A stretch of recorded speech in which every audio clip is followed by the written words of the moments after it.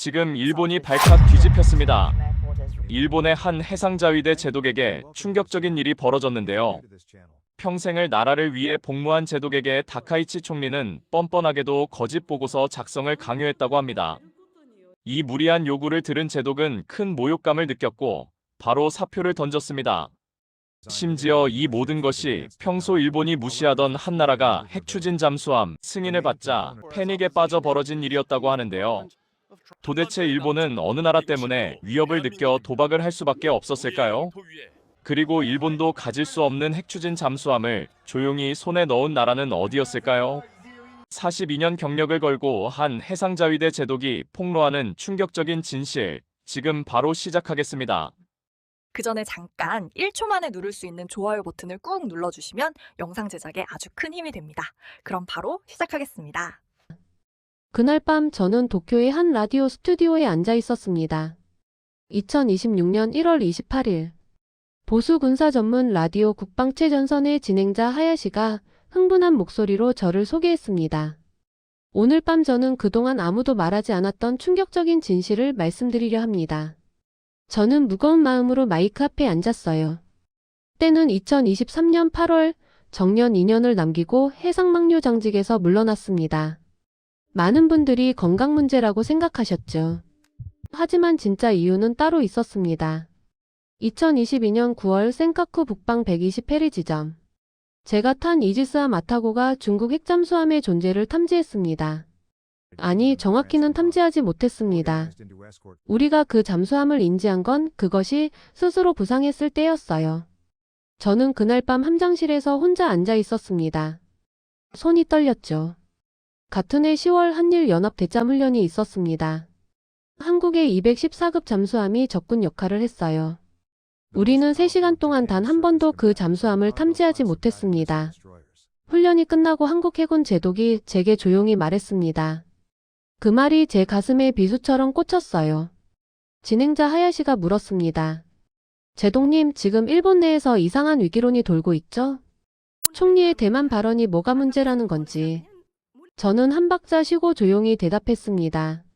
이상한 위기론이 아닙니다.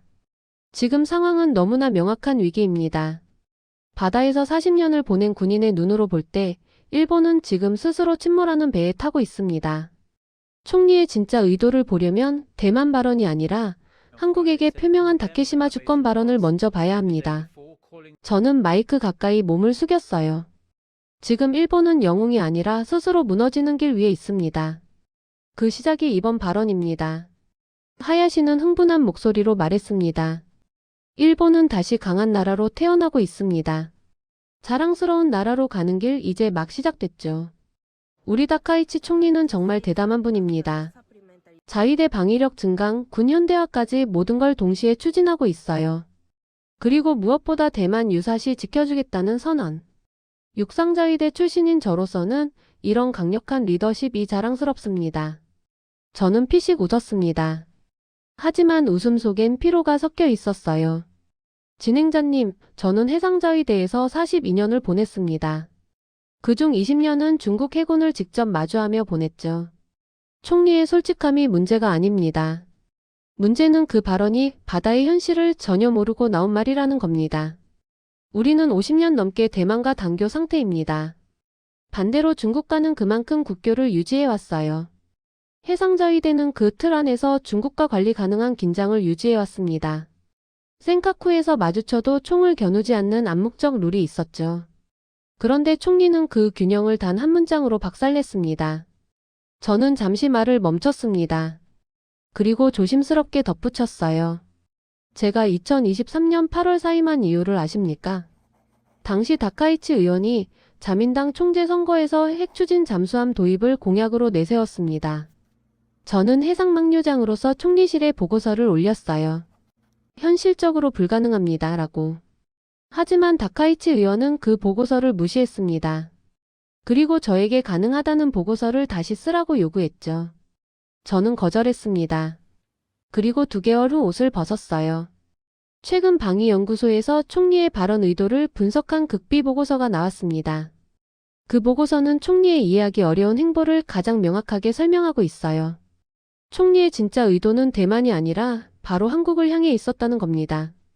하야시가 당황한 표정으로 물었습니다. 또 다른 발언이라면? 바로 한국에게 표명한 다케시마 주권 발언입니다. 그 한 문장이 떨어지는 순간 동아시아 바다의 판도가 완전히 바뀌었습니다.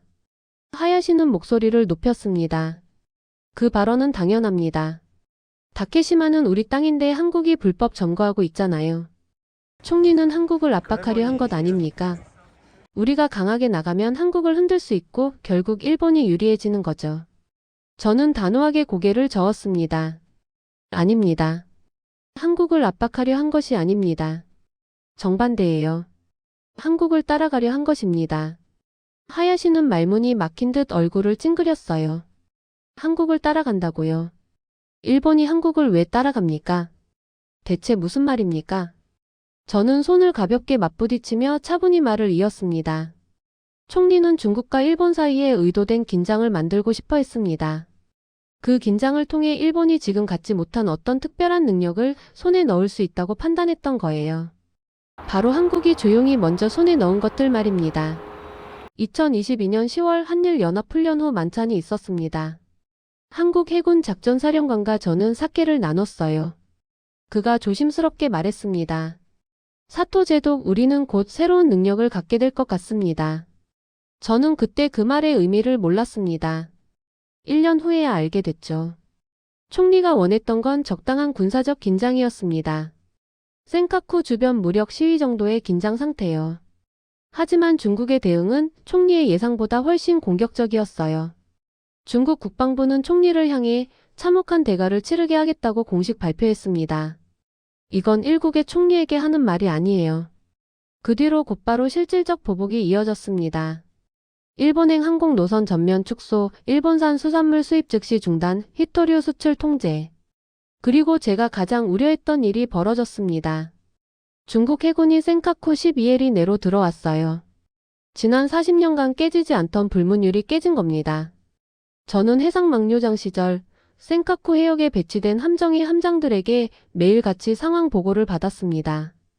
그들은 제게 물었어요. 제독님, 중국 함정이 발포하면 우리는 어떻게 해야 합니까? 저는 대답할 수 없었습니다. 총리는 적당한 긴장감을 원했지만 얻은 건 통제 불가능한 위기였습니다. 하야시가 몸을 앞으로 기울이며 물었습니다.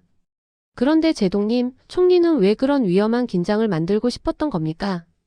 저는 깊게 숨을 들이쉬었습니다. 총리가 원했던 건 크게 4가지였습니다. 그중 첫 번째를 먼저 말씀드리겠습니다. 바로 한국이 먼저 손에 넣은 핵추진 잠수함 전력입니다. 하야시는 잠시 말을 잃었어요. 한국의 핵잠수함 말입니까? 그렇습니다. 2022년 10월 한국 작전사령관이 제게 했던 말을 기억하십니까? 우리는 곧 새로운 능력을 갖게 될 것 같습니다. 2023년 11월 저는 미 해군 태평양 함대 사령관과의 비공식 만찬에서 그 의미를 알았습니다. 샌디에이고의 한 일식당이었어요. 그가 제게 조심스럽게 말했습니다. 사토, 한국이 정말 대단한 일을 해냈어. 그들은 우리를 설득했어. 저는 젓가락을 놓고 그를 바라봤습니다. 무슨 말씀이십니까? 그는 주위를 살피며 목소리를 낮췄어요. 핵추진 잠수함이야. 한국은 2023년 6월 트럼프 2기 행정부와의 관세 협상 테이블에서 그걸 가져갔어. 아무도 예상하지 못한 방식으로 말이지. 저는 그날 밤 호텔방에 돌아와 창밖을 오래 바라봤습니다. 태평양의 어두운 수평선이 보였어요. 그 바다 어딘가에서 한국의 핵잠수함이 조용히 건조되고 있을 거라는 생각이 들었습니다. 이게 얼마나 기막힌 일인지 아십니까? 일본은 수년간 입만 열면 핵잠수함 도입 필요성을 외쳐왔어요. 방위백서에도 명시하고 국회에서도 수십 차례 논의했죠. 저도 해상망료장으로서 그 필요성을 누구보다 잘 알았습니다. 2020년 제가 자위함대 사령관일 때였습니다. 저는 워싱턴을 방문해 미 해군 작전국장을 만났어요. 그 자리에서 저는 조심스럽게 핵추진 잠수함 기술 협력 가능성을 타진했습니다. 그는 고개를 저었어요. 사토 제독, 당신도 알잖아. 일본의 평화헌법이 그걸 허락하지 않아.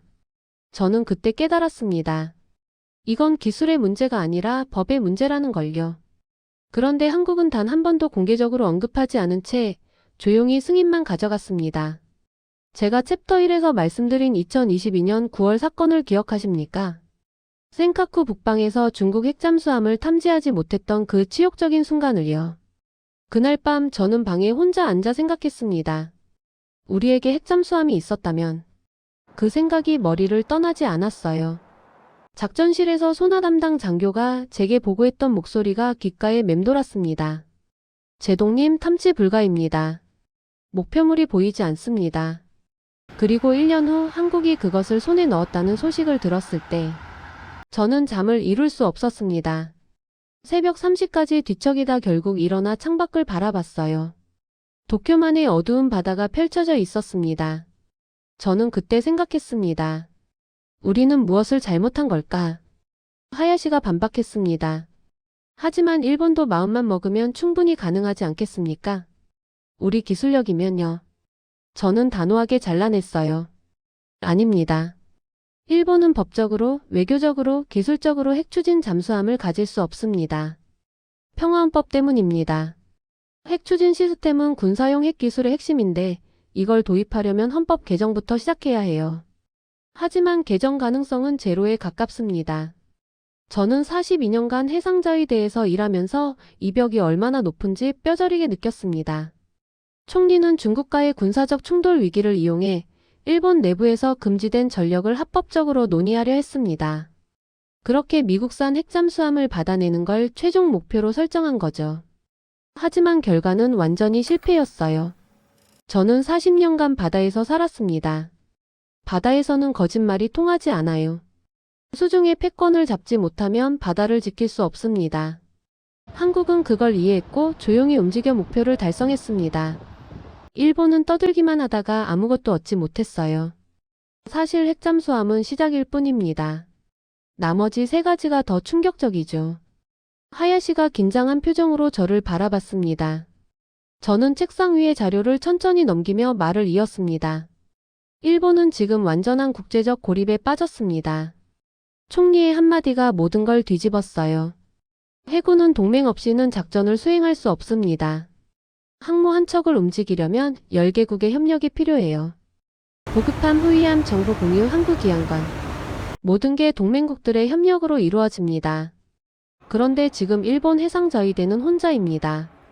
2018년 저는 자위함대 사령관으로서 환태평양 훈련에 참가했습니다. 26개국 해군이 함께 작전했어요. 저는 그때 느꼈습니다. 바다는 혼자서는 지킬 수 없다는 걸요. 훈련이 끝나고 각국 제독들과 만찬을 가졌습니다. 미국, 영국, 호주, 캐나다, 한국. 모두가 일본을 동맹으로 대했어요. 저는 그 신뢰가 당연한 줄 알았습니다. 하지만 지금은 다릅니다. 미국은 모든 당사국은 절제된 행동이 필요하다고 발표했어요. 이건 사실상 일본 편을 들지 않겠다는 뜻입니다. 저는 40년간 미 해군과 함께 작전했습니다. 이런 표현은 너희끼리 해결해라는 의미죠. 2025년 12월 저는 옛 동료인 미 해군 태역 제독에게 전화를 걸었습니다. 그는 제 전화를 받지 않았어요. 문자 메시지만 보내왔습니다. 사토 미안해. 지금은 곤란해. 그 짧은 문장이 모든 걸 말해줬습니다. 영국은 총리 발언이 지역 안보 우려를 키우고 있다고 했습니다.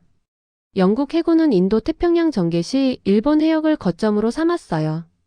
2021년 영국 항모 퀸 엘리자베스호가 요코스카에 기항했을 때가 기억납니다. 저는 영국 함장과 함께 갑판에 서서 후지산을 바라봤어요. 그가 제게 말했습니다. 사토 제독, 일본은 우리의 가장 중요한 파트너야. 하지만 지금은 한국을 선호합니다. 2025년 11월 퀸 엘리자베스호는 부산에 먼저 기항했어요. 요코스카는 건너뛰었습니다. 호주는 대만 문제에 군사 개입 의사가 없다고 명확히 선을 그었어요. 호주 해군 참모총장과 저는 친구였습니다. 우리는 2017년부터 매년 크리스마스 카드를 주고받았어요. 하지만 2025년 12월 이후로 그의 전화를 받지 못했습니다. 제가 먼저 전화를 걸었지만 비서가 받았어요. 제동님은 지금 회의 중이십니다. 나중에 다시 연락드리겠습니다. 그 전화는 끝내 오지 않았습니다. 심지어 대만조차 일본 총리는 신중하게 판단해야 한다고 했어요. 총리가 지키겠다고 한 바로 그 대만이 말이죠. 제가 2019년 대만 해군 참모총장과 나눈 대화를 말씀드리겠습니다. 타이베이의 한 해산물 식당이었어요. 그가 맥주를 마시며 제게 말했습니다. 사토 제독, 우리는 일본의 말보다 한국의 행동을 믿습니다. 저는 그때 그 말을 이해하지 못했어요. 지금은 압니다. 한국은 말하지 않고 행동하는 나라였습니다. 일본은 행동하지 않고 말만 하는 나라였어요. 중국의 경제 보복은 생각보다 심각합니다. 특히 제가 우려하는 건 해운업이에요. 중국발 일본행 컨테이너 물동량이 40% 감소했습니다. 이건 항구 도시 전체가 무너지는 수준이에요. 요코하마, 고베, 나가사키. 해군 기지가 있는 도시들이 가장 먼저 타격을 받고 있습니다. 2025년 12월 저는 요코하마 항구를 걸었습니다. 텅 빈 부두가 보였어요. 크레인은 멈춰 있었고 컨테이너는 쌓여만 갔습니다. 한 항만 노동자가 제게 말했습니다. 제동님, 우리 일거리가 절반으로 줄었어요. 이러다 다들 일자리를 잃을 겁니다. 중국은 일본산 수산물 수입을 전면 금지했습니다. 2025년 11월 5일, 2년 만에 재개됐던 수입이 총리 발언 10일 만에 다시 중단됐어요. 홋카이도 네무로 항구. 저는 퇴역 후 그곳을 방문했습니다. 80세 어민이 제게 말했어요. 제동님, 우리는 왜 희생되어야 합니까? 저는 대답할 수 없었습니다. 그의 주름진 손이 떨리고 있었어요. 그 손은 60년간 바다에서 고기를 잡아온 손이었습니다. 사세보 기지, 요코스카 기지의 식당과 상점들이 문을 닫고 있습니다. 기지 경제는 지역 경제와 직결돼요. 기지가 무너지면 해군도 무너집니다. 저는 해상망료장 시절 기지 주변 상인회 대표들을 종종 만났습니다. 그들은 제게 말했어요. 제동님, 우리는 해군과 함께 살아갑니다. 해군이 우리의 생명줄입니다. 하지만 지금 그 생명줄이 끊어지고 있습니다. 미국은 일본보다 한국의 전략 자산을 집중하고 있습니다. 2025년 12월 미 항모 칼빈 스노가 부산에 입항했어요. 요코스카가 아니라 부산의 말입니다. 저는 그 소식을 듣고 가슴이 무너졌습니다. 요코스카는 미 해군 제7함대 사령부가 있는 곳이에요. 70년간 미 항모의 모항이었습니다. 그런데 이제 미국은 한국을 선택하고 있습니다. 저는 그날 밤 요코스카 기지를 바라보며 오래 서 있었습니다. 텅 빈 부두가 쓸쓸해 보였어요. 하야시가 목소리를 높였습니다. 제동님, 우려는 알겠습니다만 너무 비관적인 것 아닙니까? 저희 방송국 홈페이지 설문조사에서는 총리의 대만 발언을 지지한다가 98%였습니다. 도쿄와 오사카 상권이 좀 타격받을 수는 있지만 일본은 1억 2천만 명이 사는 나라입니다. 총리가 그 모두를 만족시킬 수는 없죠. 저는 강하게 반박했습니다. 98%. 진행자님, 그 조사는 대표성이 없습니다. 공식 여론조사가 있었어요. 2025년 11월 15일 교도통신이 일본 전역 무작위 유권자를 대상으로 조사했습니다. 저도 그 조사 결과를 받았어요. 결과는 찬성 48.8%, 반대 44.2%. 사실상 정확히 반반입니다. 국민 갈등 기조가 이미 시작됐다는 의미죠. 방송국 홈페이지에 들어와 설문에 참여하는 사람들은 이미 생각이 정해져 있는 분들입니다. 그걸 1억 2천만 명의 의견이라 말할 순 없어요. 진행자님께서는 일부 지역만 피해보니 괜찮다고 하셨죠. 그건 대단히 위험한 발상입니다. 국가는 모든 국민을 안전하게 보호해야 합니다. 저는 2023년 10월 퇴역 2개월 후 홋카이도 네무로 항구를 방문했습니다. 그곳에서 만난 80세 어민은 3대째 업을 해온 분이었어요. 그의 이름은 다나카 씨였습니다. 다나카 씨는 제게 물었습니다. 제동님, 우리는 국가를 위해 희생하는 겁니까? 아니면 한 정치인을 위해 희생하는 겁니까? 저는 그 질문에 아무 대답도 할 수 없었습니다. 다나카 씨의 배 뒤에는 그의 손자가 서 있었어요. 20살쯤 돼 보이는 청년이었습니다. 청년은 제게 말했어요. 제동님, 저는 4대째 업을 이어가려 했습니다.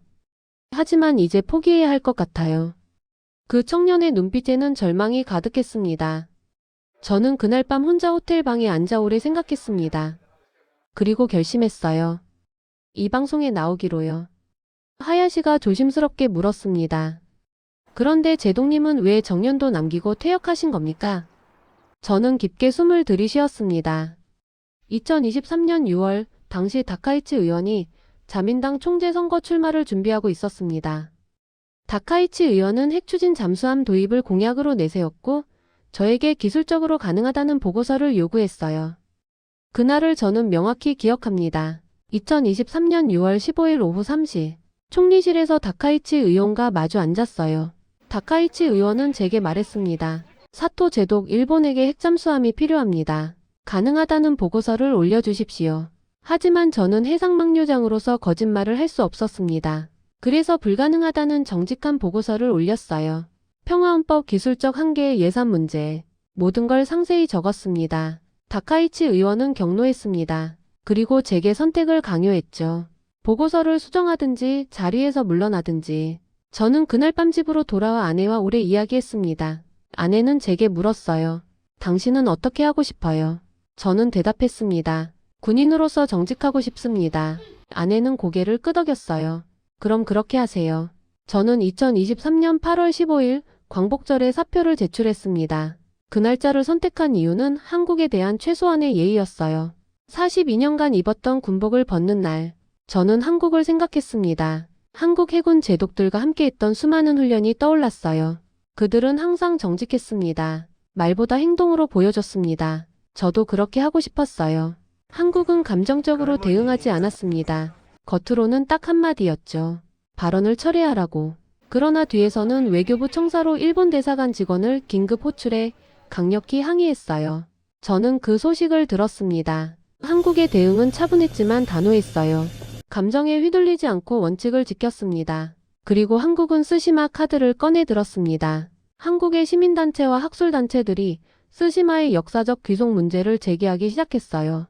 무로마치 막부기록, 조선왕조실록 등을 근거로 학술 논리를 공세적으로 펼치고 있습니다. 저는 한국 학자들이 쓴 논문 몇 편을 읽어봤습니다. 그들의 논리는 치밀했어요. 역사 자료를 꼼꼼히 인용하고 객관적 근거를 제시했습니다. 즉, 한국은 일본의 도발을 정면 대응하지 않고 더 큰 틀을 꺼내서 일본을 역으로 흔들고 있는 겁니다. 우리가 다케시마에 집착하는 동안 한국은 스시마라는 새로운 외교 프레임으로 일본의 역사적 취약점을 시험하고 있어요. 이건 도발에 대한 가장 지능적인 역공입니다. 스시마는 일본의 역사적 정통성을 건드리는 문제예요. 일본 국민에게 스시마까지 흔들리는 모습을 보인다면 정부의 외교적 명분은 완전히 약화됩니다. 이시바 시게루 전 총리는 다카이치 총리가 선을 넘었다고 공개 비판했습니다. 익명의 자민당 중진 의원은 언론 인터뷰에서 지역구가 총리 발언 때문에 망했다고 밝혔어요. 당 내부 회의에서 발언의 심각성이 거듭 제기되고 있습니다. 당 내부조차 갈라지고 있습니다. 저는 자민당 의원 몇 명과 연락을 주고받습니다. 그들은 제게 말했어요. 제동님, 당안이 완전히 분열됐습니다. 총리를 지지하는 측과 비판하는 측이 날카롭게 대립하고 있어요. 하야시가 목소리를 낮췄습니다. 결국 또 한국이 일본 덕분에 이득을 보는 상황이군요. 예나 지금이나 한국은 우리 일본이 어려울 때마다 반사이익을 챙기는 것 같습니다. 저는 깊게 숨을 쉬었습니다. 진행자님, 그 생각이야말로 일본이 현실을 제대로 보지 못하는 이유입니다. 사실은 정반대예요. 저는 해상자위대에서 40년을 보냈습니다. 그래서 해상자위대의 진짜 역사를 압니다. 학교에서 가르쳐주지 않는 역사를요. 1950년 6월 25일 한국전쟁이 발발했습니다. 당시 일본은 패전국이었고 군대를 가질 수 없었어요. 하지만 메가더 사령관은 일본의 길에 제거대를 만들 것을 명령했습니다. 1952년 4월 26일 해상경비대가 창설됐어요. 이것이 해상자위대의 전신입니다. 해상경비대의 첫 임무가 뭐였는지 아십니까? 한국 부산항과 인천항의 기뢰를 제거하는 일이었습니다. 한국군을 위해서가 아니라 미군 보급선을 위해서였죠. 제 아버지가 바로 그 길에 제거대에 있었습니다. 아버지는 1950년 23세의 나이로 해상경비대에 입대했어요. 아버지는 제게 말했습니다. 켄지, 우리는 한국 바다에서 기뢰를 제거했다. 그 기뢰는 우리 일본이 심어놓은 것이었다. 2차 대전 때 우리가 심어놓은 기뢰를 우리가 다시 제거한 거야. 그 과정에서 일본 선박 수백 척이 한국과 일본을 오가며 전쟁 물자를 실어 날랐습니다. 1950년부터 1953년까지 3년간 일본이 한국전쟁 특수로 벌어들인 돈은 36억 달러입니다. 당시 일본 연간 수출액이 12억 달러였는데 그 3배에 달하는 천문학적 숫자였어요. 저는 방위연구소 자료실에서 그 기록을 직접 확인했습니다. 탄약, 연료, 식량, 의료용품, 차량, 무기 부품 모든 걸 일본에서 조달했어요. 2022년 10월 한일연합 대잠훈련이 끝난 후의 일입니다. 한국의 214급 잠수함이 우리 이지스함을 완벽하게 속였어요. 3시간 동안 단 한 번도 탐지하지 못했죠. 훈련이 끝나고 한국 작전사령관이 제게 조용히 말했습니다. 사토 제독, 이건 우리 잠수함 중에서도 구형입니다. 곧 우리는 더 강력한 능력을 갖게 될 것입니다. 그리고 말을 이었어요. 제독님께서는 해상자위대가 어떻게 시작됐는지 아실 겁니다. 우리 선배들의 피 위에서 말입니다. 한국 제독은 그때 제 눈을 똑바로 바라봤습니다. 저는 그 시선을 피할 수 없었어요. 그 눈빛에는 원망이 없었습니다. 그저 사실을 말하고 있을 뿐이었죠. 저는 그날 밤 잠을 이룰 수 없었습니다. 한국 제독은 옳았어요. 요코스카 기지, 사세보 기지, 마이즈루 기지. 이 모든 기지가 한국전쟁 시기에 확장됐습니다. 미군 함정을 수리하고 보급하고 정비하면서 일본 조선업은 되살아났어요. 1953년 일본 조선업은 세계 1위로 올라섰습니다. 그 기반이 무엇이었습니까? 한국의 피였습니다. 저는 1957년생입니다. 한국전쟁이 끝난 지 4년 후에 태어났죠. 제 아버지는 해상경비대에서 30년을 일했습니다. 아버지는 임종 직전 제게 말했습니다. 켄지, 우리는 한국에 빚을 졌다. 잊지 말아라. 그때 저는 아버지 손을 잡고 있었어요. 아버지의 손은 차가웠습니다. 하지만 그 말씀은 뜨거웠어요.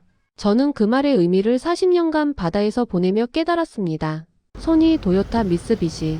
이 모든 기업이 1960년대부터 80년대까지 세계적 기업으로 성장할 수 있었던 자본이 어디서 나왔는지 아십니까? 바로 한국전쟁 특수에서 비롯된 막대한 축적이었습니다. 일본이 한때 세계를 지배할 수 있었던 건 우리만의 기술력이나 근면성 때문이 아니에요. 한국이라는 나라가 겪은 처절한 비극이 만들어낸 기회를 우리가 철저히 이용했기 때문입니다. 저는 해상자위대에서 42년을 보냈습니다. 그중 20년을 한국 해군과 함께 훈련하며 보냈어요. 한국 해군 제독들은 우리를 동료로 대했습니다. 그들은 역사를 알면서도 미래를 위해 우리와 손을 잡았어요. 그런데 우리는 무엇을 하고 있습니까? 과거의 빚을 잊고 동료를 적으로 만들려 하고 있습니다. 진행자님, 지금 일본이 직면한 위험은 딱 3가지입니다. 첫째, 국제적 고립입니다. 동맹국들이 하나씩 떠나고 있어요. 바다에서 혼자 남은 함대는 무용지물입니다. 둘째, 통제 불가능한 경제 손실입니다. 중국의 경제 보복으로 해운, 조선, 수산업이 무너지고 있어요. 셋째, 안보 상실입니다. 일본을 진짜로 지켜줄 나라가 이제 없습니다. 총리가 이번 혼란을 통해 얻고자 했던 4가지. 그 어느 하나도 손에 넣지 못했습니다. 핵 추진 잠수함. 한국이 먼저 가져갔고 우리는 논의조차 시작하지 못했어요. 미국의 전략 자산 확보. 미 항모가 요코스카 대신 부산에 입항합니다. 내부 보수층 결집. 땅 내부조차 분열되어 있어요. 이시바 전 총리가 공개 비판했습니다. 한국보다 상위 안보국가 이미지. 오히려 일본이 한국보다 한참 뒤에 있다는 현실만 드러났습니다. 하야시가 조심스럽게 말했습니다. 하지만 미국이 우리를 버리진 않을 겁니다. 저는 고개를 저었습니다. 미국의 속내를 정확히 아셔야 합니다. 미국이 일본에 진짜로 원하는 건 한국과의 화해입니다. 미국은 동아시아에서 중국을 견제하기 위해 한일 협력 체제를 원해요. 그런데 총리가 계속 한국을 자극하고 있습니다. 이건 미국 전략에 정면으로 맞서는 행위예요. 총리가 다케시마를 언급하는 순간 미국은 일본을 동맹 파트너가 아니라 골칫거리 국가로 분류합니다. 한국을 적으로 두면 일본은 무너집니다. 하지만 한국을 파트너로 두면 일본은 다시 일어날 수 있어요. 미국은 한국과 핵잠수함 기술 협력을 시사했습니다. 일본이 한국과 협력한다면 그 기술의 일부라도 우회적으로 확보할 가능성이 있어요. 저는 2022년 한국 제독과의 대화에서 그 가능성을 확인했습니다. 그는 제게 말했죠.